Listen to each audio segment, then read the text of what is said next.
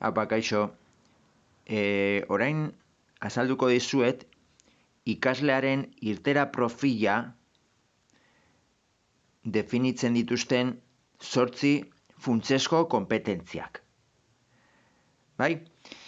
Bueno, hemen jartzen den bezala, irakasle bakoitzak bere irakasgaian eta mailan, ebaluazio bakoitzaren bukaeran edo ikasturte bukaeran, HA, hasierako maila, ER erdiko maila edo AU maila aurreratua, adierazpenen bitartez baloratu behar ditu 8 funtsezko konpetentziak. Bai, ikaslearen irtera profila zehazten dituztenak. Hau ja egiten genuen lehen urtean, bai? Orduan,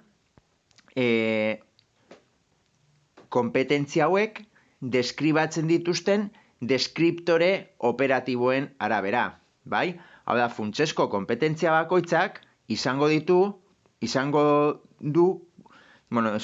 deskriptore operatibo batzuk. Hauek adierazten dira kode berezi batzuen bitartez, bai? Adibidez, lehenengo funtsezko konpetentzia da hizkuntza komunikaziorako konpetentzia. Hau da, ikaslea bukatzerakoan bere hezkuntza, izan behar du kompetentea hizkuntza komunikazioan, bai? Adibidez, orduan, hau adierazten da HKK hizkiarekin, bai? Orduan, hemen dauzkazute deskriptoreak. HKK bat, koherentziaz hitz egiten eta idazten du. HKK2, esaten eta idazten duena, ulertzen eta interpretatzen du. HKK3, leku ezberdinetatik datorren informazioa bilatzen, aukeratzen eta kontrastatzen du informazioaren manipulazioa saihestuz. HKK4, bere adinerako egokiak diren liburuak, obrak eta bar autonomiaz irakurtzen ditu. Eta HKK5, komunikatzerakoan diskriminazioa eta botere abusua saihesten ditu. Saiatu naiz laburtzen deskriptore operatibo hauek, bai? Orduan, deskriptore operatibo hauek egongo dira lotuta kompetentzia espezifikoekin, bai? Oda, kompetentzia espezifiko bakoitza egongo da lotuta hauetako batekin, bai?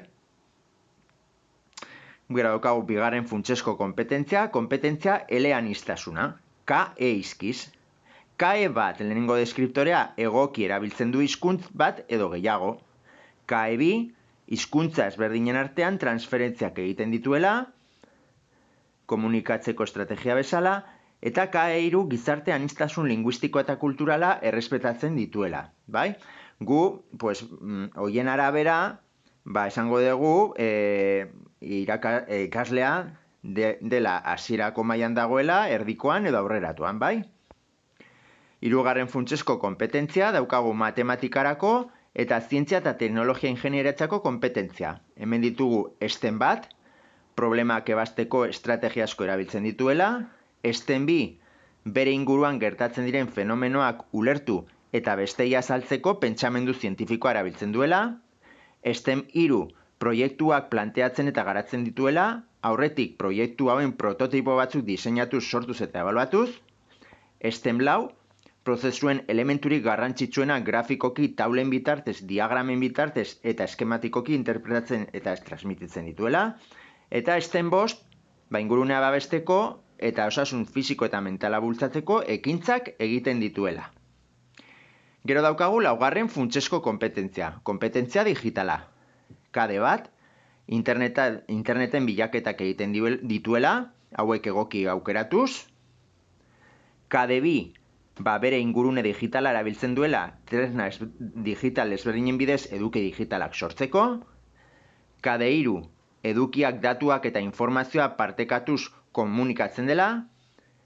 KD4, sarearen arriskuak identifikatzen dituela eta neurriak hartzen dituela bere gailu informatikoak eta datu pertsonala babesteko, eta KD5, aplikazio informatikoa garatzen dituela. Gero daukagu 5. funtsezko kompetentzia pertsonala, soziala eta ikastekoa, KPISI. KPSI bat, bere emozioak adierazten dituela, bere optimismoa indartuz eta bere ikaskuntzela motibatuz. bigarren deskriptorea honetan, funtsezko kompetentzia honetan, bizitza estilo osasuntsuak dituela, bai fisikoki, bai mentalki, eta bizikaitzaren aurkako portaerak antzematen dituela. Hirugarrena, beste pertsonen esperientziak ulertzen dituela eta bere ikaskuntzarako gehitzen dituela. Laugarren deskriptorea, bere ikaskuntza prozesuari buruzko autoebaluazioak egiten dituela. Eta bosgarrena, bere ezagutzaren eraikitze prozesuan, berak egindako akatsetatik ikasten duela. Seigarren funtsezko kompetentzia, herritartasunerako kompetentzia. Lehenengoa, deskriptorea, arauak errespetatzen dituela eta besteekiko empatikoa dela. Bigarrena, giza, eskubide, printzipio eta baloreak bereganatzen dituela eta pertsonen aniztasuna eta genero berdintasuna errespetatzen dituela. HK3, edozen diskriminazio edo bolientzaren aurkako portaera azaltzen duela.